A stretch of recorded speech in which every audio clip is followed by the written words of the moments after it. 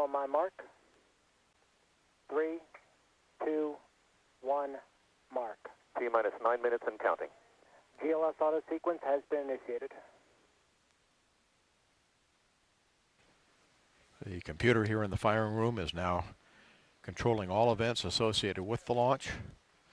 Over 1,000 parameters are going to be checked in the next 9 minutes. Right now we're activating the onboard flight data recorders on Atlantis.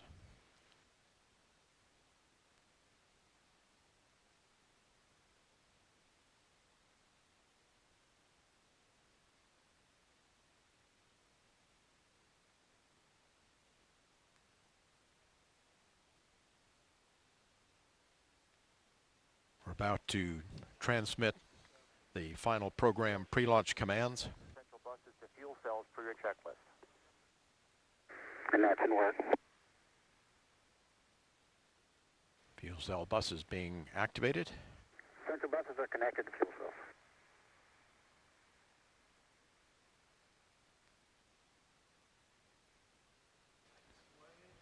We are going to be retracting the crew orbiter access arm in about 15 seconds.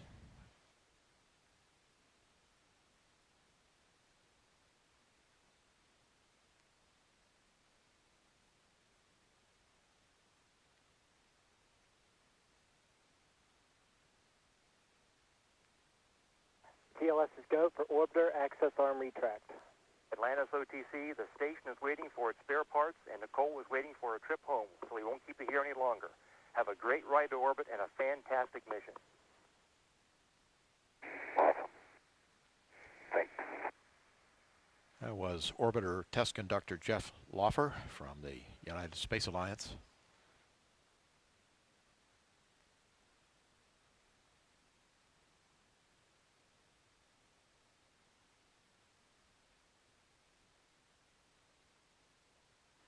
Coming up in about 30 seconds, the pilot will perform the auxiliary power unit pre-start operation. APUs actually start at T-minus 5 minutes.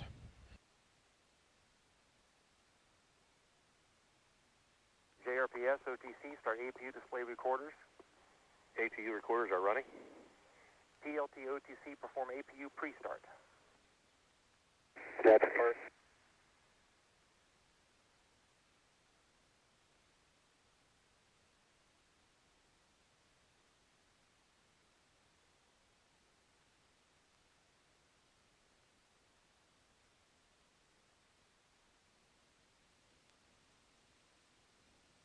APU pre-start complete. 3 gray talkbacks. And OTC copies.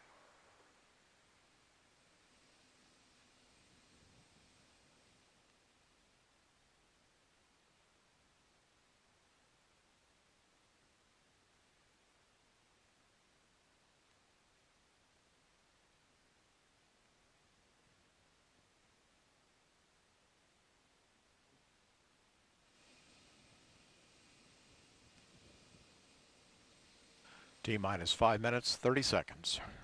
We're starting our firing room data recorders here in firing room 4. We're arming the solid rocket booster safe and arm devices.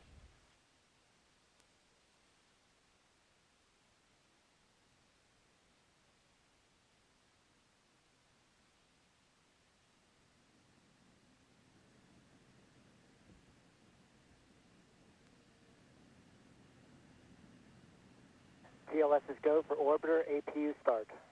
TLT OTC, perform APU start. That's in work. CDR OTC, reconfigure heaters. Our terminating LOX replenishment. Reconfig is complete.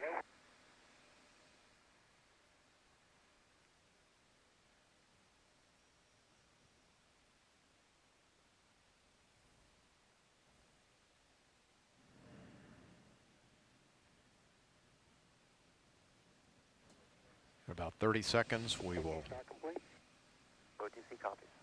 we'll see the orbiter's flight controls put through a final check. Coming up in about 15 seconds. That'll be followed by a steering check of the 3 main engines, which we will also be able to see.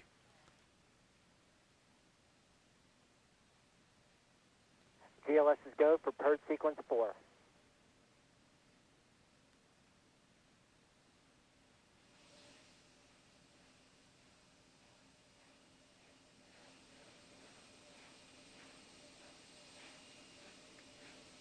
Now see a steering check of the rudder.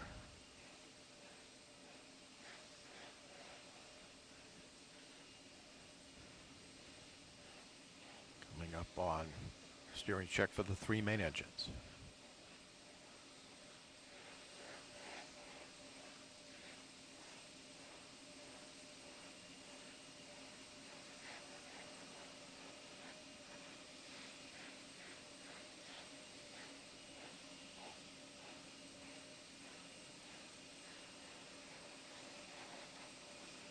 Verifying now those 3 main engines are in the start position.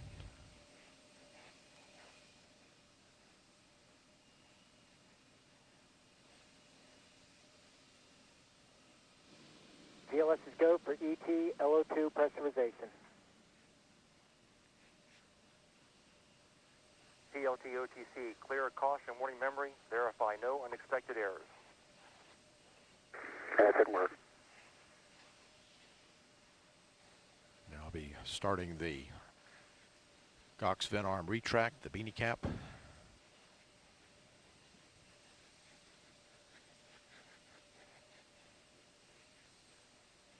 Caution and warning memory clear. No unexpected errors. I copy. In Atlantis, close and lock your visors. Initiate O2 flow. Close advisors, initiating O2 flow. Fuel cells now on internal.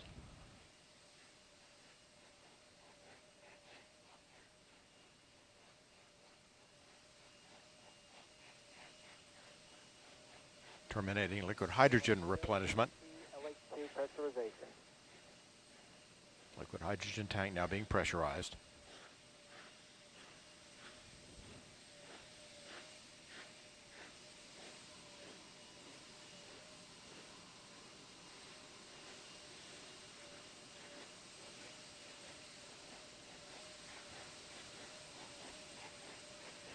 A minute, 30 seconds.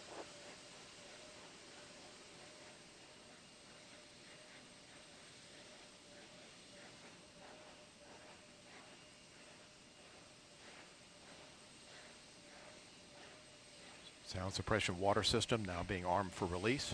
Confirmation we have 3 main engines ready for ignition.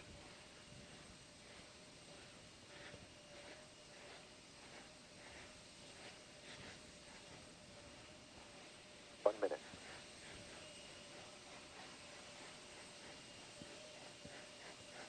Space shuttle now on internal power.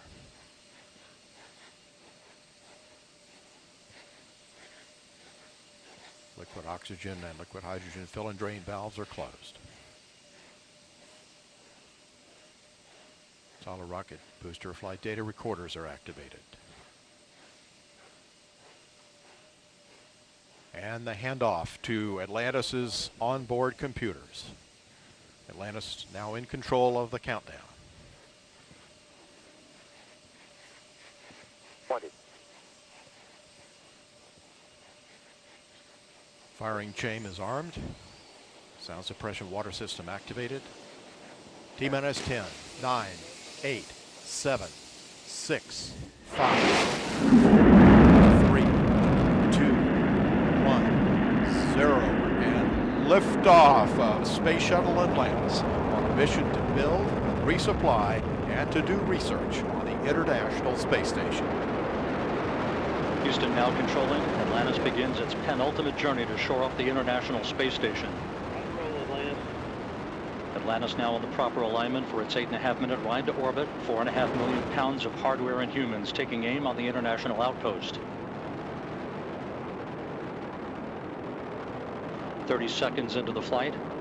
Atlantis almost 2 miles in altitude, almost 6 miles downrange from the Kennedy Space Center already, traveling 500 miles an hour. The 3 liquid fuel main engines now throttling back to 72% of rated performance, going into the bucket, reducing the stress on the shuttle as it breaks through the sound barrier. 55 seconds into the flight, all systems operating normally, 900 miles an hour. The speed of Atlantis right now, 6 miles in altitude, 9 miles downrange. Atlantis, go with throttle up. Copy, go with throttle up. The throttle up call acknowledged by Commander Charlie Hobaugh, joined on the flight deck by pilot Butch Wilmore, flight engineer Randy Bresnick and Leland Melvin. Seated down on the middeck are Mike Foreman and Bobby Satcher, kicking off their work week with a Monday commute to orbit. 1 minute, 30 seconds into the flight, Atlantis 13 miles in altitude, 15 miles downrange, traveling almost 2,000 miles an hour.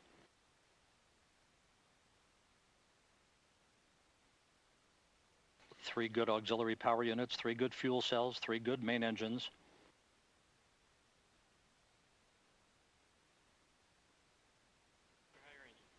One minute, 50 seconds into the flight, 10 seconds away from solid rocket booster separation.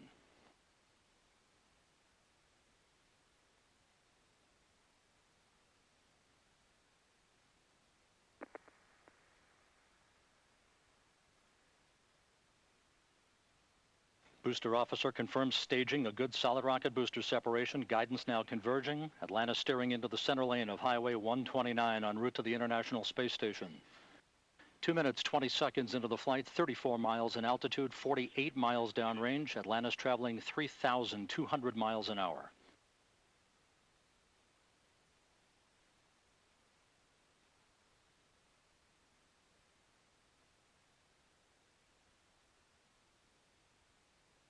The propulsion officer in mission control reports that the orbital maneuvering system engines have ignited. Atlantis kicking on the afterburners.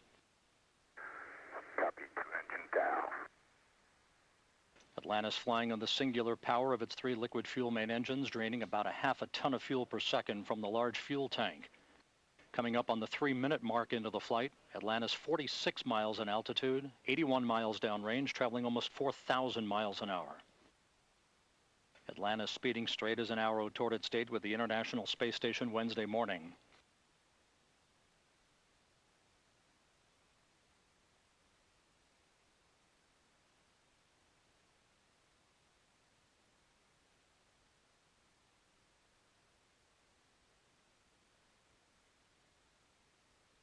Three and a half minutes into the flight, all of Atlantis' systems functioning by the book. 55 miles in altitude, 120 miles downrange, traveling almost 5,000 miles an hour.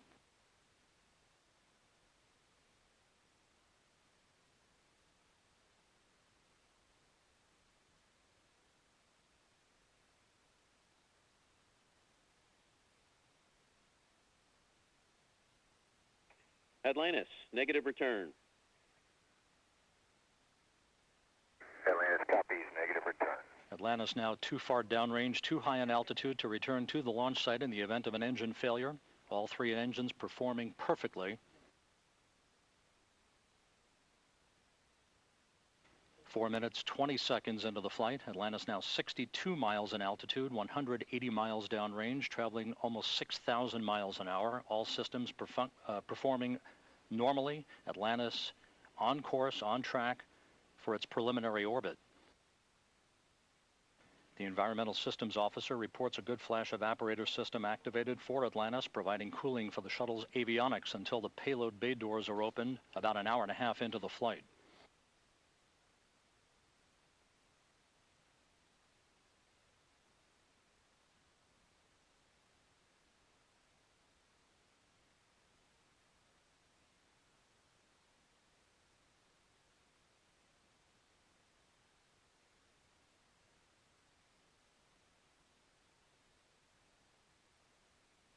Atlantis, press to ATO. Copy, press to ATO. That call up from Capcom Chris Ferguson indicating that Atlantis can now make minimal orbital altitude targets in the event of an engine failure. However, all 3 engines continue to perform normally, as do the auxiliary power units and the 3 power-producing fuel cells. 5.5 minutes into the flight, Atlantis now 67 miles in altitude, 312 miles downrange, traveling almost 8,000 miles an hour. Frankfurt, single engine, ops 3.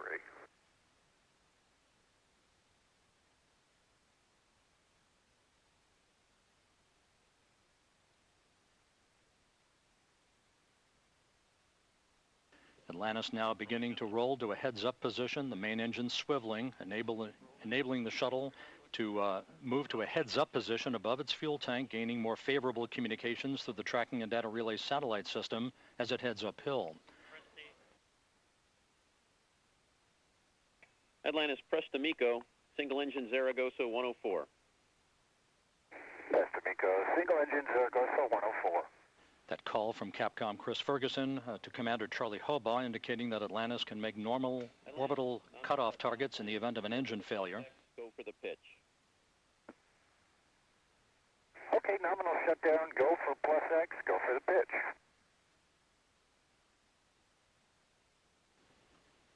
Now 6 minutes 45 seconds into the flight. Atlantis 66 miles in altitude, almost 500 miles downrange from the Kennedy Space Center, traveling almost 11,000 miles an hour. 90 seconds left in powered flight. Atlantis, single engine press 104. Single engine press 104.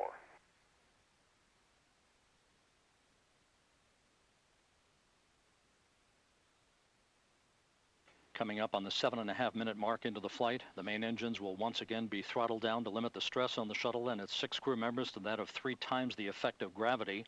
Atlantis approaching a speed of more than 4 miles a second.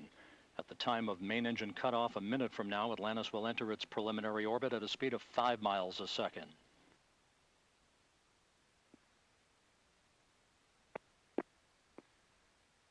Seven minutes, 40 seconds into the flight. Atlantis providing a smooth ride uphill for Commander Charlie Hobaugh and his crew. 700 miles downrange from the Kennedy Space Center, traveling 15,000 miles an hour.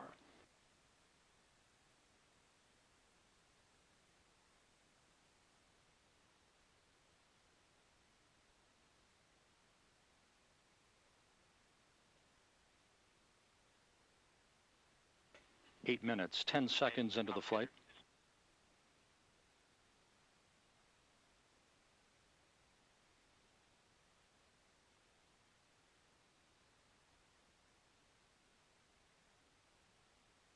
Standing by for main engine cutoff.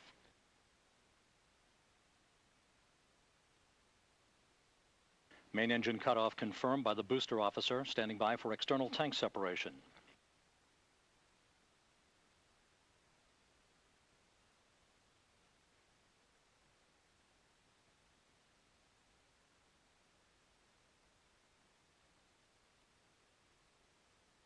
And the bird's eye view from the external tank camera of external tank separation. Atlantis now in its preliminary orbit.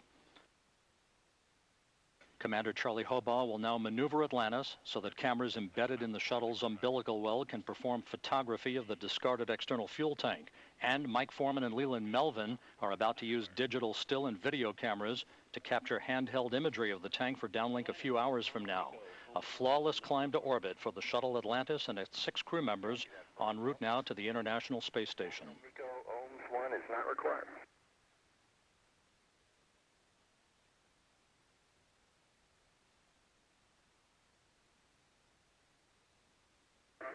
Fergie will meet you in the post ohms 1.